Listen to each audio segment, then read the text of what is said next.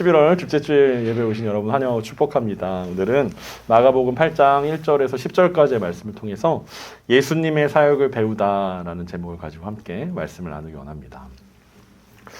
우리는 매주일 마가복음 말씀을 계속해서 묵상해 가고 있는데 요즘 우리가 묵상하고 있는 장면은 이방인 지역에서 예수님께서 이방인들을 대상으로 사역하시는 모습을 보고 있습니다. 그러니까 지난달에 7장에서 예루살렘에서 온 바리새인과 서기관들이랑 예수님께서 정결법에 대한 논쟁을 하신 이후에 예수님 두로에 가셔서 수로보니게 여인을 만나셨고, 그래서 그 여인의 귀신 들린 딸을 고쳐주셨던 장면을 우리가 봅니다. 그 다음 지난주에는 그 예수님이 수로와 두로를 거쳐서 이제 데가볼리 지역에 오셔가지고 벙어리 되고, 그러니까 말이 좀 어눌하고 귀가 닫혀 있는 그 병자를 고쳐주시는 장면들을 우리가 함께 보았습니다. 그래서 예수님께서 믿음의 상태에 따라 맞춤식으로 이제 예수님께서 믿음의 역사들을 보여주신다라는 것들을 우리가 함께 살펴봤죠. 그래서 수르보니게 여인은 믿음이 있었기 때문에 이제 그냥 집에 가라고 이야기했고, 지난주에 만났던 데가볼리의 이 환자는 믿음이 없었기 때문에 예수님께서 믿음을 주시고 에바다로 열어주신 다음에 그 다음에 이제 계속해서 믿음의 사역들을 감당하셨던 모습들을 보았습니다. 오늘의 이야기는 이제 오병이어 사건과 비슷한 이야기로 흔히들 교회에서 칠병이어라는 이름으로 불리고 있는 사건입니다. 실제로 오늘 본문을 보면 알겠지만 물고기가 두 마리가 아니기 때문에 칠병이어는 잘못된 말입니다. 하지만 오랫동안 우리가 그렇게 불러왔고 또 그게 익숙하기 때문에 그냥 칠병이어라고 부르기로 하겠습니다. 어쨌든 중요한 거는 물고기가 두 마리는 아니었다, 몇 마리였다라는 것들을 생각하면서 보시면 됩니다. 편의상 우리가 그렇게 부르는 것입니다.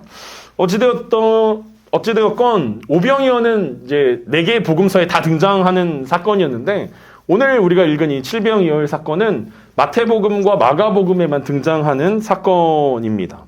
그래서 어떤 학자들은 마태랑 마가가 실수했다, 같은 이야기인데 두 번 쓴 거다라고 이야기할 정도로 굉장히 닮아 있는 모습들을 보게 됩니다. 그래서 왜 이렇게 비슷한가라고 우리가 생각해 보면 이 오병이어 사건이 나오고 뒤어서 어떤 그 병자를 고쳐주시는 장면이 나오는데 8장에서도 또 똑같이 벳세다에 가서 소경을 고쳐주시는 장면이 등장합니다. 그래서 너무 비슷한 거 아니냐라는 생각들을 하기도 합니다. 하지만 뒤에 가면 예수님께서 분명하게 오병이어와 칠병이어 두 가지 사건들을 동시에 언급하십니다. 그러면서 제자들에게 왜 아직도 못 깨닫느냐라고 말씀하신 장면이 있기 때문에 같은 사건의 반복은 아니다라고 이해할 수 있을 것입니다. 조금 헷갈리긴 하겠지만 오늘 말씀을 통해서 우리는 오병이어와 오늘의 이 이적들을 비교하면서 살펴볼 것입니다. 어떤 점이 비슷하고 어떤 점이 다른가를 비교하면서 왜 예수님이 두 가지의 사역들을 같이 하셨는지, 그리고 왜 보여주시는지, 두 번째 사역의 의미는 도대체 무엇인지를 왔다 갔다 하면서 볼 예정입니다. 혹시 그때 오병이어의 이야기가 기억나지 않는다면 이제 9월 달에 은혜의 본질이라는 제목으로 제가 설교를 했었기 때문에 나중에 찾아서 한번 들어보시기 바랍니다. 오늘은 그 다음 사건을 보도록 하겠습니다. 자, 오늘 1절입니다. 그 무렵에 또 큰 무리가 있어 먹을 것이 없는지라 예수께서 제자들을 불러 이르시되. 마가는 새로운 이야기를 시작할 때 보통 시간이나 장소의 개념들을 먼저 소개하면서 이야기를 이끌어 갑니다. 오늘 8장은 그 무렵에라는 말로 시작합니다. 그러니까 장소와 시간의 변화가 없었다라는 것을 의미합니다. 지난주에 데가볼리 지역에서 이 환자를 고치셨던 그 사건과 비슷한 시간과 장소에서 일어난 이야기다라고 이해할 수 있습니다. 여전히 예수님은 갈릴리 동편 데가볼리 지방에 있는 갈릴리 바닷가에 계셨다라고 이야기할 수 있고, 지난주에 그 사건 이후로 더 많은 무리들이 몰려들었다라는 것들을 볼 수 있습니다. 못 듣고 말이 어눌한 사람들을 치유하신 다음에 예수님께서 비밀로 하라고 하셨지만 청개구리 같았던 무리들이 나가서 동네방네 소문을 다 냈기 때문에 더 많은 사람들이, 더 많은 환자들이 아마 예수님께 모여들었던 것 같습니다. 문제가 생겼는데 그것은 수많은 사람들이 모여들었지만 그들에게는 먹을 것이 없었다라는 것입니다. 우리가 6장에서 살펴봤던 오병이어 사건 때는 제자들이 먼저 그 문제들을 캐치하고 예수님께 이야기합니다. 예수님, 이 사람들을 다 먹일 수가 없습니다. 빨리 보내서 먹게 하셔야 됩니다. 라고 지적했는데, 오늘 사건은 예수님께서 그 문제를 먼저 꺼내셨습니다. 여기서 예수님은 무리들에게 관심을 가지고 있었다는 사실들을 볼 수 있습니다. 관심이 있으니까 부족함이 보이고 부족한 것을 보는 것이 사역의 시작이라고 우리는 이야기할 수 있을 것입니다. 그러니까 사역을 위한 사역이 아니라 이 사람들에게 부족한 것이 무엇이냐. 그리고 부족함을 위해서 보는 게 아니라 이 사람들에게 관심을 갖다 보니까 부족함이 보이고 부족함을 보다 보니까 이런 사역이 필요하겠다라는 것들을 결론적으로 할 수 있었다라는 거죠. 그러니까 우리는 사역을 시작해놓고 사람들이 모여들기를 기다립니다. 내가 이 사역을 하니까 사람들이 왔으면 좋겠어. 난 이 사역을 할 거니까 니네가 와 라고 이야기하는데 예수님은 계속해서 맞춤식으로 사역하고 계신다는 거죠. 이 사람들의 필요가 무엇이냐. 이 사람들의 관심을 갖고 사랑을 가지다 보니까 어떤 것이 필요한지가 생각났다라는 거죠. 결국 우리가 세상을 살아가면서 우리는 어느 순간 누군가에게 관심을 갖는 것이 부담스러워진 시대를 살아가고 있습니다. 초개인주의적인 사회라는 거죠. 더 이상 어떤 사람들이 곤란에 빠지고 어려움이 빠져도 우리는 더 이상 사람들에게 관심을 갖지 않는 시대가 되었습니다.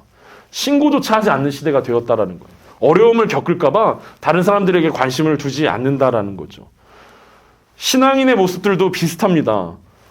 어떤 세상적인 관심 이외에도 우리는 신앙인으로서 어떤 영적인 관심을 누군가의 영적인 상태에 대한 관심들을 더 이상 관심 갖지 않은 시대들을 우리는 살아간다는 거예요. 그래, 나만 잘하자. 나부터 잘해야지. 내가 잘한 다음에 누군가에게 신경 쓸 수 있지. 내가 잘해야 누군가에 관심을 가질 수 있지라는 말로 우리는 더 이상 서로에게 관심을 갖지 않는 시대를 살아간다는 거죠. 하지만 오늘 예수님께서 보여주시는 모습은 관심을 갖고 필요를 보고 사역을 한다라는 마음들을 예수님께서 보여주십니다. 그리고 오늘의 사역을 위해서 예수님은 제자들에게 이렇게 말씀하십니다. 2절과 3절입니다. 내가 무리를 불쌍히 여기노라. 그들이 나와 함께 있은지 이미 사흘이 지났으나 먹을 것이 없도다. 만일 내가 그들을 굶겨 집으로 보내면 길에서 기진하리라. 그 중에서 멀리서 온 사람들도 있느니라. 예수님께 몰려들었던 사람들이 이미 예수님과 함께 있은지 사흘이나 됐다라고 이야기합니다. 그래서 예수님은 제자들을 향해서 무리를 불쌍히 여긴다라고 말씀하십니다. 오병이어 사건 때는 예수님이 그 무리들을 바라보면서 목자 없는 양 같다고 불쌍히 여기셨습니다. 그러니까 영적으로 굶주리고 있는 모습들이 긍휼히 여기셨다면 오늘 본문에서는 육적인 굶주림 때문에 긍휼히 여긴다라고 불쌍히 여기신다라고 말씀하고 있으십니다. 불쌍히 여기신다라는 이 말씀은 불쌍하다라는 이 단어의 뜻을 가지고 있는 단어들은 굉장히 많이 나오지만 오늘 본문에 있는 이 단어는 신약 성경에 딱 12번 등장하는데 그 중에서 누가복음에만 이제 3번 나옵니다.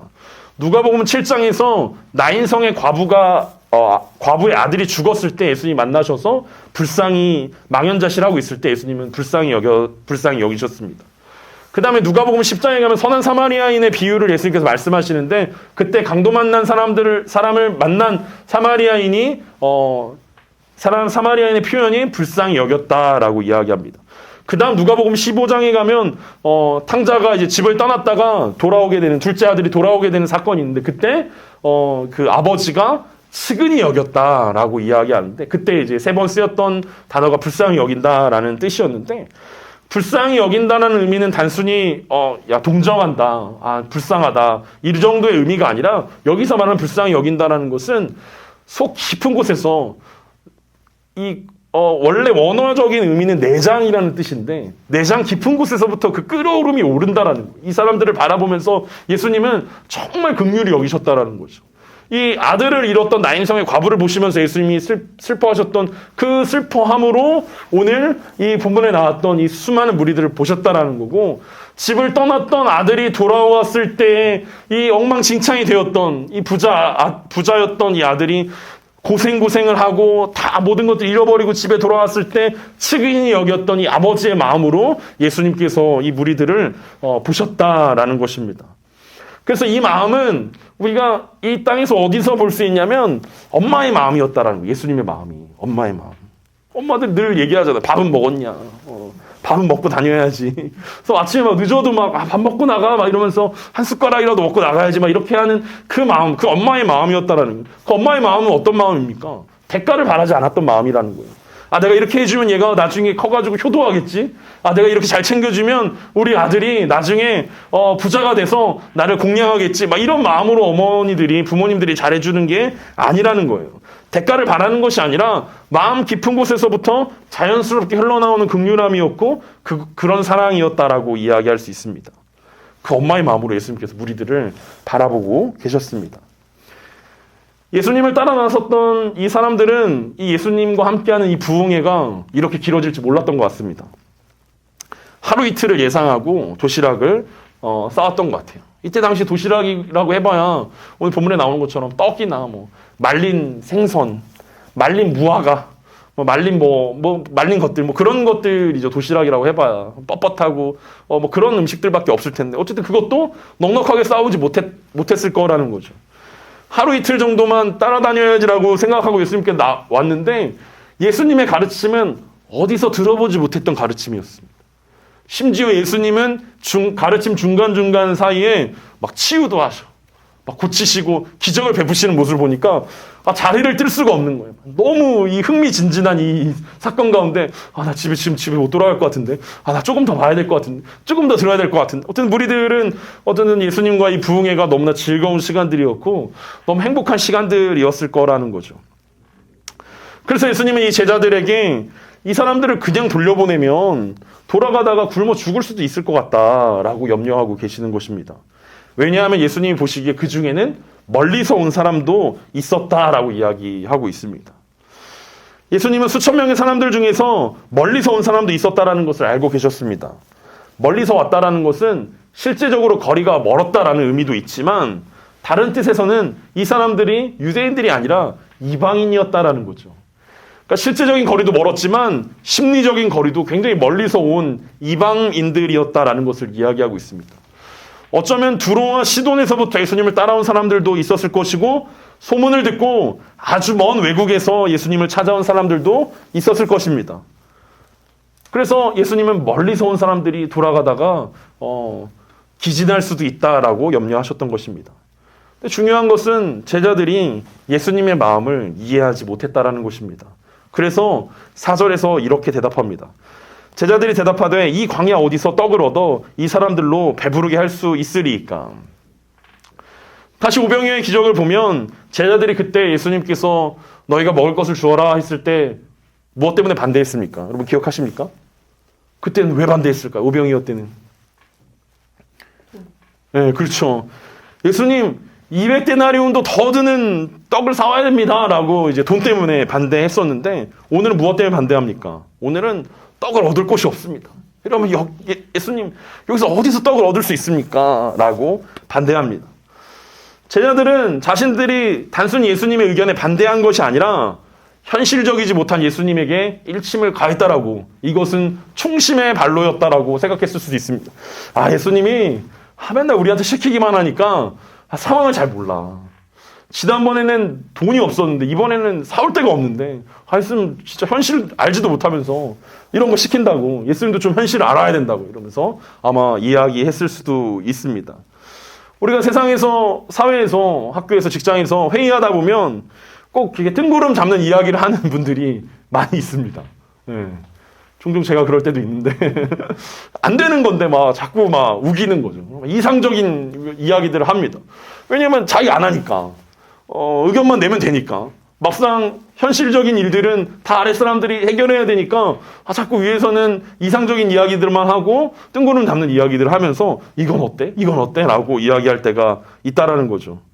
말도 안 되는 이야기를 던지는데 그것을 처리하는 사람들은 현실적인 사람들이고 그 현실적인 이 아래에 있는 사람들은 그것 때문에 마음이 상하기도 하고 원망하기도 합니다.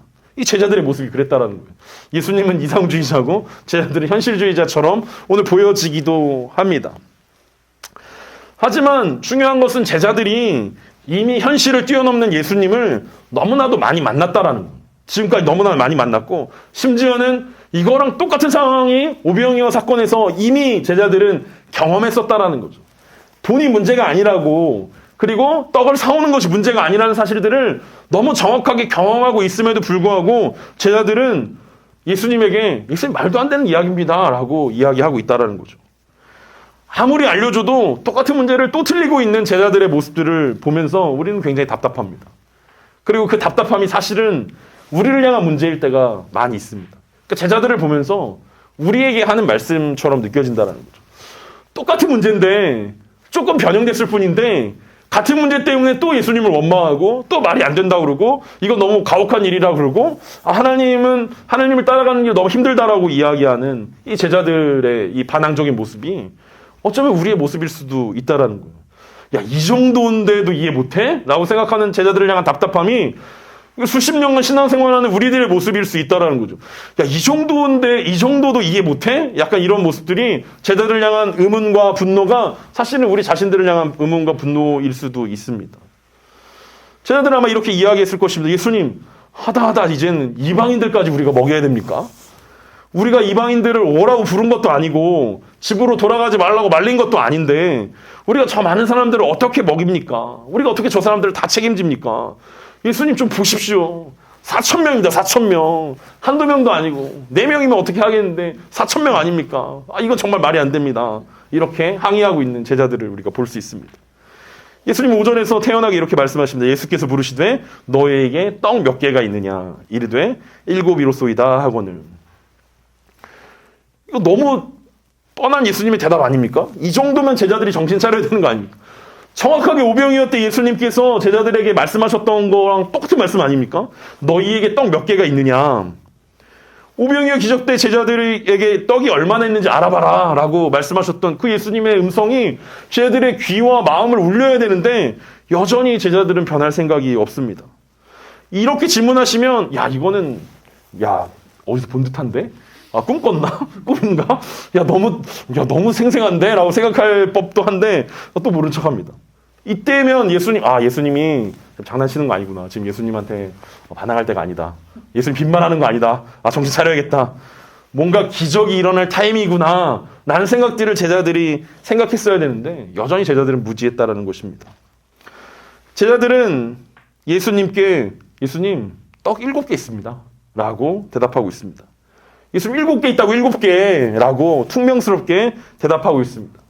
예수님 잘 생각해 보세요. 우리 떡 7개 있어요. 우리 몇 명이죠? 12명이에요. 제자들만 12명, 예수님까지 13명입니다. 13명이 7개로 먹으려면 어떻게 해야 됩니까? 예수님 스승님이시니까 예수님 1개 드리겠습니다. 나머지 6개로 12명이 갈라 먹어야 되면 우리 반절씩밖에 못 먹습니다. 예수님 그게 7개라는 거예요. 4,000명분이 아니라는 거라고 이렇게 막 항의했을 거라는 거죠. 떡 7개밖에 없다니까요. 라고 반항을 하고 있는 것입니다. 정말 신기하게도 제자들은 얼마 전 있었던 이 오병이의 사건을 까맣게 잊어버렸습니다. 그것은 유대인 지역이라 가능했고 여기는 이방인 지역이라 불가능하다고 생각했을까? 라는 생각도 잠깐 해봤습니다. 오병이어 사건은 유대인의 왕으로 오신 예수님의 모습을 보여주려고 한 거니까 필요한 일이었고 이방인들은 걸러진 사람들이니까 여기선 필요가 없는 거 아니야? 라고 생각했을지도 모른다는 생각이 듭니다. 제자들에게는 유대인들은 전도의 대상이었지만 이방인들은 전도 대상자가 아니라고 생각했을 수도 있습니다. 그래서 그들을 보면서 불쌍히 여기기보다는 이 사람들은 참 귀찮은 사람들이고 힘들게 하는 사람들이고 그래서 이 사람들을 먹이고 싶지 않다라는 그래서 오병이어 사건을 기억하지 못한 것이 아니라 어쩌면 제자들은 적극적으로 예수님께 반대하고 있었던 이야기일 수 있다라는 거죠. 생각해보세요. 바로 한 달 전에 우리가 이 설교를 했는데 제자들에게도 바로 얼마 전에 있었던 일 아닙니까? 오병이어 사건을 기억 못한다는 건 진짜 사람이 아니거나 이 사람들이 제자들이 사람이 아니거나 지능이 정말 없거나 뭐 이랬을 텐데 생각하지 않았다기보다는 적극적으로 반항하고 있고 반대하고 있는 모습일 수 있다라는 것입니다. 하지만 예수님은 유대인이나 이방인이나 상관없이 무리들의 필요를 보시고 불쌍히 여기셨습니다. 그리고 제자들에게 요구하시는 것도 예수님과 같은 눈으로 영혼들을 바라보라는 것이었습니다. 제자들은 이방인 무리들을 먹이는 것이 귀찮은 사역이고 쓸데없는 일이라고 말도 안 되는 일이고 효과가 없는 일이라고 생각했지만 예수님은 제자들이 예수님처럼 긍휼함으로 무리들을 바라보기 원하셨다라는 것입니다. 그러면서 6절과 7절의 이야기가 이렇게 이어집니다. 예수께서 무리를 명하여 땅에 앉게 하시고 떡 7개를 가지사 축사하시고 떼어 제자들에게 주어 나누어 주게 하시니 제자들이 무리에게 나누어 주더라. 또 작은 생선 2마리가 있는지라 이에 축복하시고 명하사 이것도 나누어 주게 하시니. 예수님은 오병이어 때 사건과 마찬가지로 무리들을 땅에 앉게 하셨습니다. 근데 그때는 무리지어 50명씩 100명씩 앉게 하셨는데 이번에는 그냥 땅에 앉으라고 하셨습니다. 그리고 그때는 5개와 물고기 2마리였는데 이번에는 떡 7개를 가지시고 첫 번째로는 축사하시고 떡을 떼어주셨습니다. 감사기도를 드리셨습니다. 그리고 떼어서 제자들에게 나눠주시면서 이전처럼 나눠주게 하셨고 제자들은 그것을 무리에게 다시 나눠주었습니다. 그 다음에는 작은 생선 2마리를 축복하시면서 나눠주게 하셨습니다. 오병이어 기적 때는 한 번에 하신 일들인데 이번에는 2번에 나눠서 떡과 생선을 감사하시고 축복하시고 나눠주셨습니다. 지난번에는 큰 생선 2마리였는데 오늘은 작은 생선 몇 마리였습니다. 그래서 사람들은 이 숫자가 왜 차이가 나는가, 그리고 이 숫자가 어떤 의미인가, 이걸 풀려고 엄청 노력을 많이 했습니다. 그래서 막 학자들마다 여러 가지 의견이 있습니다. 오병이어의 떡 5개는 모세 오경을 뜻한다. 그리고 이 7개, 이 7병이어의 떡 7개는 7제사를 떡 뜻한다. 이렇게 여러 가지로 해석하려고 했지만 결과적으로는 어떤 해석도 다 명쾌하진 않다. 그냥 그럴듯하지만 우리가 받아들이기는 어렵다. 그냥 이게 진짜 있었던 일이라고 생각할 수 있도록 실제적으로 기록한 숫자로 보는 것이 조금 더 현명하지 않을까라는 생각들을 합니다. 오늘 예수님의 강조는 떡이 몇 개였냐, 물고기가 몇 마리였냐, 여기에 있지 않았다라는 거예요. 예수님은 제자들에게 사역이란 이런 것이다 라고 보여주시는 모습이었다라는 것입니다. 사역의 동기와 과정이 불쌍히 여김, 긍휼이라고 이야기하고 있습니다. 이것이 어떤 효과를 가져올 것인가, 이 사역을 통해서 몇 명이 회심하고 몇 명이 교회에 등록할 것인가를 생각하는 것이 아니라 그냥 사람들을 있는 그대로 바라봐주고 흘려보내주는 것이 예수님께서 제자들에게 보여주시고 알려주시고자 하는 사역이었다라는 것입니다. 불쌍히 여기고 긍휼히 여긴다라는 것은 결국 은혜의 결과물들이라는 것입니다. 하나님께서 우리에게 거저 주셨고 그렇기 때문에 거저 줄 수 있는, 그래서 흘려보낼 수 있는, 하나님의 은혜를 그냥 흘려보낼 수 있는 그것이 하나님의 사역이었고 예수님이 제자들에게 보여주신 사역이었다라는 거죠. 왜냐하면 하나님께서 우리를 선택하셨을 때 어떤 대가를 말하고 우리를 선택하지 않으셨다라는 거죠. 은혜로 선택하시고 구원하셨지 철저히 계산적인 행동이 아니었다라는 것들을 이야기합니다. 얘는 구원하면 쓸만하겠네. 선교사로 보내면 되겠네, 얘는. 얘는 좀 순교하게 만들고, 얘는 목회자 만들고, 얘는 교회 장로로 쓰고, 얘는 좀 리더가 되고, 얘는 뭔가 어디 써야지. 하나님께서 막 다 계획하신 다음에, 그래, 얘는 쓸만하니까 쓰고, 쟤는 안 되겠다. 은혜 줘도 쟤는 정신 못 차릴 것 같으니까, 쟤는 구원하지 마. 이렇게 하나님께서 구별하지 않으셨다라는 거죠. 예수님께서 제자들을 선택하실 때도 마찬가지 아니었습니까? 예수님 제자들을 봤을 때, 싹수가 있는 사람을 만약에 선택했다면 제자들이 아직도 이걸 이해하지 못하고 있겠냐라는 거예요. 좀 괜찮은 사람을 뽑았으면 예수님이 이렇게 얘기하지 않겠습니까? 예수님, 때입니다. 다 준비해놨습니다. 여기 떡 7개 물고기 2마리 준비해놨습니다. 예수님, 이제 하시면 됩니다. 기도만 하시면 됩니다. 저희들은 다 준비되어 있습니다. 사람들이 이미 다 무리지어 앉혀놨습니다. 예수님, 이제 하십시오. 좀 똘똘한 사람들을 제자로 모아놨으면 예수님이 고생 안 하셔도 되는데, 그래서 하나하나 다 가르쳐 주셔야 되고, 또 알려주셔야 되고, 또 재방송해야 되고, 또 과외해 주셔야 되는데, 예수님께서 제자들을 선택하실 때도 어떤 대가를 바라고 뭔가 효율적인 선택을 하시지 않으셨다라는 거예요. 그냥 사랑하셨다라는 거죠. 예수님은 제자들이 배신할 줄 알았지만 그냥 사랑하셨어요. 내가 투자한 시간과 정성들을 생각한다면 베드로나 가룟유다 같은 사람들을 선택하지 않으셨을 텐데 예수님은 그런 거 생각하지 않으시고 선택하셨다는, 그것을 우리는 은혜라고 이야기합니다. 결국 오늘날 우리가 하고 있는 사역들을 돌아봐야 할 때가 이제 됐다라고 생각합니다. 예수님께서 보여주셨던 이 방식대로 우리가 정말 사역을 하고 있는가라는 것들을 생각해 봐야 하는 거죠. 전도 집회를 한다든지, 뭔가를 우리가 어떤 사역들을 할 때 우리는 늘 결과들을 예측하고 예상합니다. 그리고 어떤 것이 효율적이고 효과적일지를 생각합니다. 오늘 많은 사람들이 어떤 한국 교회의 전도 방식에 의문을 품고 있는 것이 바로 이런 이유 때문 아닙니까? 교회 다니는 사람들이 선물을 주고 갑자기 연락을 하고 연락 한 번도 안 하는 사람들이 갑자기 연락을 하고 관심을 가져주고 갑자기 뭐 평소에 뭐 선물 주지도 않은 사람들이 갑자기 선물 교회에서 나왔다고 선물도 주고 막 이러면 사람들이 너무 고맙고 막 감사하고 그래 내가 교회를 가야겠다 막 이런 마음이 들기보다는 내가 타겟이 되었구나. 내가 당했다. 물렸다. 내가 이 사람 어떤 약간 도인 만나는 느낌처럼 도인에게 걸렸구나. 길에서 만나는 도인 만나는 것처럼 걸렸구나. 뭐 이런 마음들이 든다라는 거죠.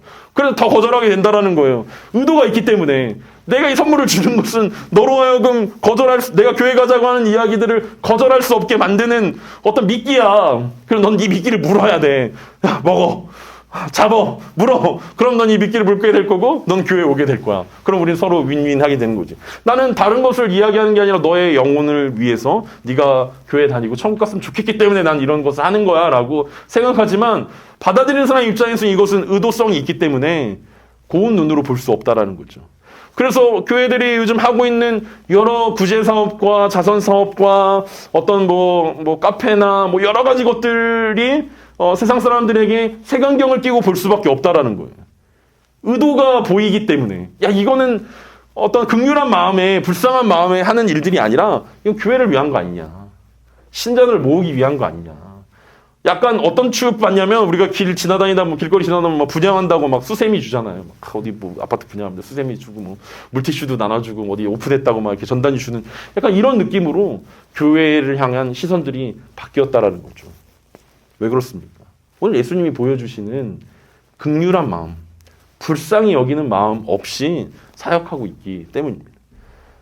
영혼에 관심이 있어서 하는 게 아니라 사역에 관심이 있기 때문에 그 영혼에 관심이 있어서 하는 게 아니라 결과에 관심이 있기 때문에 그 사람을 위한 사역이 아니라 나를 위한 사역이고 어떤 교회를 위한 사역이고 뭔가 우리가 이 미션을 해결해야만 할 것 같은 그 사명감에 불타기 때문에 하는 일들이기 때문에 사람들은 색안경을 끼고 볼 수밖에 없다라는 거예요.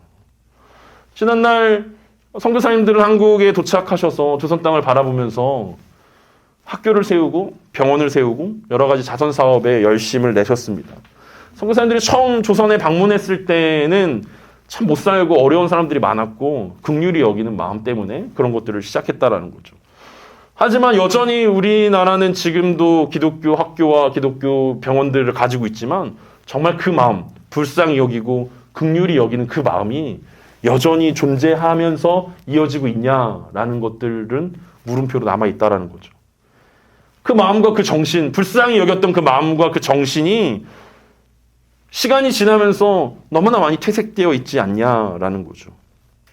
교회가 여러 가지 사업들을 하고 사역들을 하지만 그 중심에는 숨은 의도가 숨겨져 있습니다.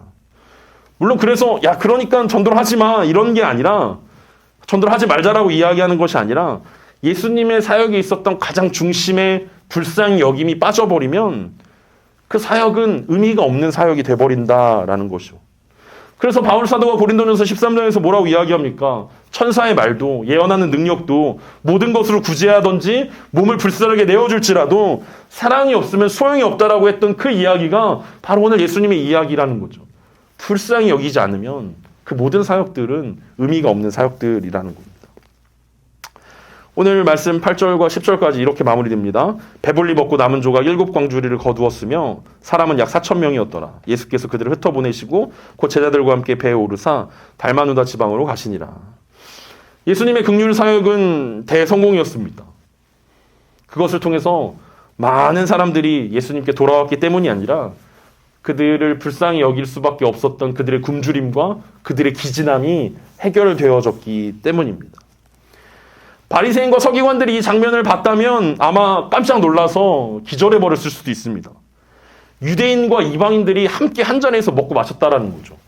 이건 정말 불가능한 일들이고 말도 안 되는 이야기인데 오늘 예수님께서 그 일들을 해내셨습니다. 하나님 나라의 잔치가 오병이어에 기적된 유대인들 중심을 이루어졌는데 이제 유대인들이 그 하나님 나라의 잔치들을 거절하고 이제 이방인을 포함하는 하나님 나라의 잔치로 변해가고 있다는 것들을 예수님께서 보여주고 있다는 것입니다. 뿐만 아니라 그곳에서 유대인과 이방인들을 가로막고 있었던 담들이 무너져 내렸다는 것을 예수님께서 증명해내고 있습니다. 구별됨이 사라지고 나는 선택받은 민족이고 너희는 선택받지 못한 강아지야. 뭐 수르보니게 여인에게 했던 것처럼 개야라고 이야기했지만 사실은 그 구별됨을 통한 차별됨이 사라지고 있는 장소가 오늘 칠병이어의 기적이 일어났던 이 장소라는 것입니다. 오병이어 기적 때는 12바구니가 남았는데 여기선 7광주리가 남았습니다. 바구니는 유대인들이 쓰던 작은 것이고 광주리는 이방인들이 쓰던 큰 바구니 같은 것입니다. 바울이 다메섹에서 도망 나올 때 광주리에 매달려서 성 밖으로 도망 나왔다라는 이야기들이 써있는 그런 광주리였다는 거죠. 그래서 우리 오병이어 기적 때 이 12바구니는 남아있는 12사도를 비롯한 이 12지파의 회복을 이야기하고 7광주리는 이방인의 회복을 이야기한다라고 해석하는 경우들도 있습니다. 중요한 것은 수르보니게 여인이 그렇게 이야기했던 주인의 상에서 흩어진 부스러기가 얼마나 충분한지를 오늘 예수님께서 보여주고 있다는 거예요. 은혜의 부스러기만으로도 4,000명이 먹고 남았다라는 거죠. 하나님께서 예수 그리스도를 통해서 그 은혜를 차별 없이 유대인들과 이방인들에게 부어주고 계신데 이방인들은 너무 조금 아니야? 예수님 너무 사역하시는데 너무 조금만 사역하고 떠나신 거 아니야? 예수님 잠깐 왔다 가셨네? 너무 차별하시네. 왜 유대인들만 편애하시네? 이렇게 생각할 수 있지만 그 부스러기만으로도 충분히 이방인들에게 유대인이 아닌 사람들에게 충분히 충격적인 사건이었다는 거죠. 그리고 예수 그리스도가 메시아로 이 땅 가운데 오셨다라는 사건들을 오늘 이 사건을 통해서 보여주고 있습니다. 예수님의 목적이 순수하게 이들을 먹이시는 것이라는 사실은 9절에서 예수님이 그들을 흩어보내셨다는 것으로 이해할 수 있습니다. 예수님 모으기 위해서, 사람들을 더 많이 모으기 위해서 이 사역을 하신 것이라면 단회적이 아니라 장기적으로 계속해서 이 사역꾼들을 우리가 조직을 만들어서 어떻게 하면 이 사람들을 계속해서 먹일 수 있을까? 그리고 이 사람들이 집에 갈 때까지 잘 보호해가지고 잘 파송을 하자. 그리고 이 사람 점조직이 돼가지고 구역을 만들어서 이 사람들이 집에 가서도 계속해서 이 사역들을 할 수 있도록 만들자. 이렇게 하셨을 텐데 예수님은 그냥 흩어 보내셨습니다. 그리고 예수님 제자들과 함께 배에 오르셔서 달마누다 지방으로 이동하십니다. 달마누다는 이 장면에서 한 번만 등장해서 어딘지 알 수 없지만 마태복음 이 같은 본문에서는 마가단이라는 동네라고 이야기하고 아마 갈릴리 서편의 막달라 근처라는 것이 학자들의 의견입니다. 지금 예수님 동편에 계신데 아예 서편으로 이동하셨습니다. 이제 이방인의 사역을 이 칠병이어의 사건을 통해서 마무리하셨다라는 거예요. 그리고 이제 다시 갈릴리 사역으로 넘어가시는 모습들을 우리는 보게 됩니다. 마가복음 6장을 우리가 오병이어 사건을 볼 때 어떤 은혜의 본질이라는 제목으로 막 이야기를 했습니다. 권리를 포기하는 것이다. 긍휼히 여기는 것이다. 이런 이야기들을 했었고 또 예수님이 선지자 중에 선지자고 왕 중에 왕이고 목자 중에 목자의 모습으로 메시아 중에 메시아다라는 사실들을 증명하신 사건이다라는 이야기들을 했는데 그것은 유대인들에게 한정된 이야기였습니다. 유대인의 왕 다윗 그리고 다윗의 후손 예수 그리스도. 이건 유대인들이 이해하기에는 쉬운 이야기였지만 이방인들이 보기에는 어려운 이야기였고 이해하기 어려운 것들이었습니다.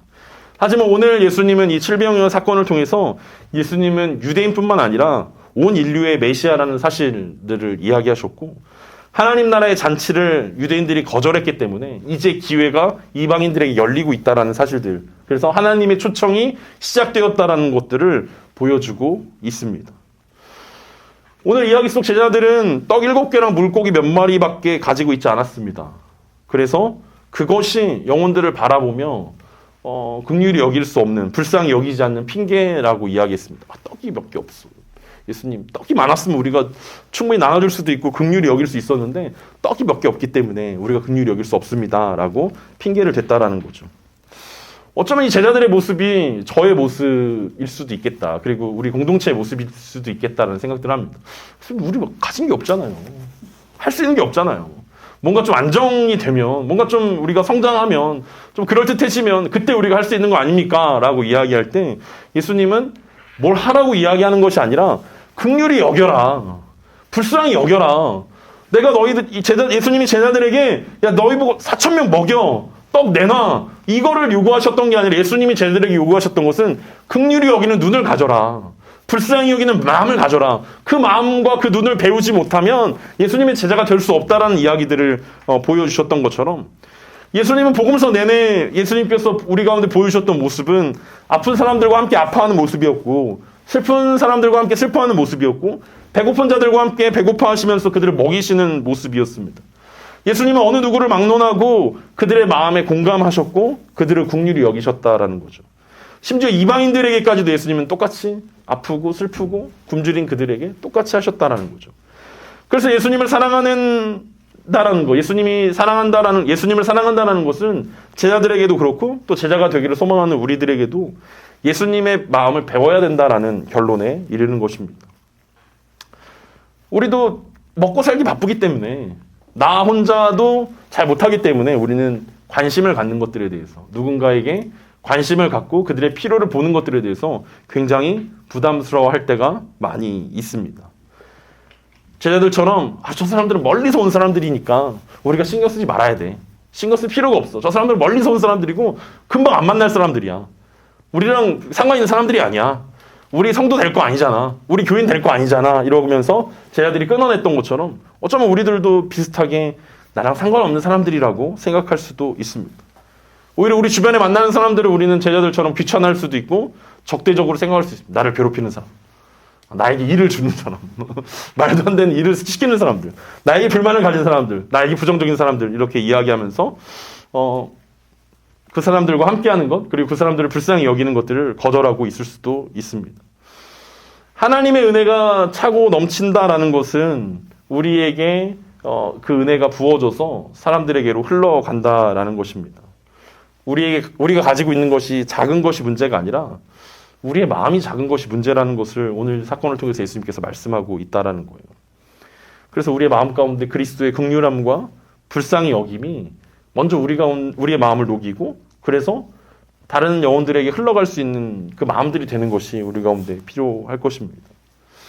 예수님이 제자들에게 요구하셨던 것은 대단한 것이 아니었습니다. 예수님은 4,000명을 먹일 수 있는 떡을 요구하시지도 않았고 그것을 살 수 있는 재정을 요구하시지도 않았습니다. 예수님은 단지 불쌍히 여기는 마음, 그리고 긍휼히 여기는 눈을 요구하셨고, 그리고 예수님이 기적을 베푸셨을 때 옆에서 나눠주는 거, 그 정도만 하면 된다라고 이야기했습니다. 그것이 은혜의 결과였기 때문입니다. 오늘 하나님 우리 가운데 하루 종일 기도하라고 말씀하지 않으십니다. 할 수도 없지만 하루 종일 기도하고 하루 종일 말씀 읽고 하루 종일 전도하고 막 교회를 막 세우고 많은 사람들을 변화시키라고 하나님 우리 가운데 말씀하고 있지 않습니다. 하나님은 값 없이 대가 없이 조건 없이 우리를 불쌍히 여기셨던 것처럼 우리도 그렇게 이웃을 대하기를 원하십니다. 베드로전서 3장 8절과 9절에선 이렇게 이야기합니다. 마지막으로 말하노니 너희가 다 마음을 같이하여 동정하며 형제를 사랑하며 불쌍히 여기며 겸손하며 악을 악으로 욕을 욕으로 갚지 말고 도리어 복을 빌라. 이를 위하여 너희가 부르심을 받았으니 이는 복을 이어받게 하려 하심이라. 베드로 사도도 동일한 이야기들을 하고 있습니다. 긍휼히 여기고 불쌍히 여기고 겸손하고 악을 악으로 갚지 말고 욕을 욕으로 갚지 말아야 되는 것이 제자들의 모습이라고 우리 가운데 이야기하고 있습니다. 우리는 어느덧 굉장히 개인적인 신앙생활들을 하고 있습니다. 그러면서 내가 이렇게 기도를 더 해야 되는데, 말씀을 더 읽어야 되는데, 하나님의 은혜에 대한 반응으로 그것이 거룩함으로 나아가게 하는 것은 긍정적인 마음입니다. 근데 그것이 말씀과 기도에 머물러 있다면 우리는 한쪽 면을 버리고 있는 것입니다. 하나님이 원하시는 선은 하나님을 향해 거룩함이고 이웃을 향해 긍휼함, 이 두 가지가 같이 가는 것입니다. 그러니까 죄 짓지 않으려고 노력하는 것, 그것이 하나님을 향한 거룩함이라면 하나님께서 말씀하신 선과 의를 행하는 것, 그것은 이웃을 향한 긍휼함이고 그것이 동시에 두 가지가 동시에 같이 돼야 되는 것이 신앙인의 모습이라는 거예요. 근데 우리는 늘 그 앞에 있는 죄 짓지 않기 위함, 거룩함을 위한 성경 읽기, 거룩함을 위한 기도, 이게 여전히 부족하고 여전히 아직 안 됐다라고 생각하기 때문에 그 뒤에 긍휼함은 엄두도 못 내고 있는 거죠. 근데 이 두 가지는 따로 있는 것이 아니라 같이 해야 되는 일들이라는 거예요. 같이. 내가 하나님을 향한 거룩함을 보인다라는 것은 이웃을 향한 긍휼함을 보인다, 불쌍히 여기는 것과 같이 하는 것이다라고 이야기합니다. 어쩌면 하나님은 우리 가운데 기도 좀 더 해야지, 말씀 좀 더 읽어야지, 예배 좀 더 드려야지, 전도 좀 더 해야지, 이런 말씀하지 않을 수도 있을 것입니다. 선을 베풀어야지, 긍휼히 여겨야지, 은혜를 나눠야지. 어떤 대가가 있기 때문이 아니라 나에게 어떤 것이 돌아오기 때문이 아니라 하나님의 자녀들이 그렇게 사는 모습들, 하나님을 사랑하는 자녀들이 그렇게 사는 것이 정상적인 것이기 때문에, 성경에서 말씀하고 있는 그 모습이기 때문에 우리에게 하나님은 그것을 요구하고 계시다라는 것을 기억했으면 좋겠습니다. 예수님이 이 사역들을 통해서 우리에게 예수님의 마음이 회복되길 소망하고 계십니다. 그래서 한 주간 우리가 세상을 살아가면서 우리가 만나는 영혼들에게 하나님의 마음 그리고 예수 그리스도의 긍휼함으로 하나님의 은혜를 흘려보내는 한 주간 되길, 그래서 하나님께서 말씀하신 선 그리고 복을 이루는 한 주간의 삶 되길 간절히 소망합니다.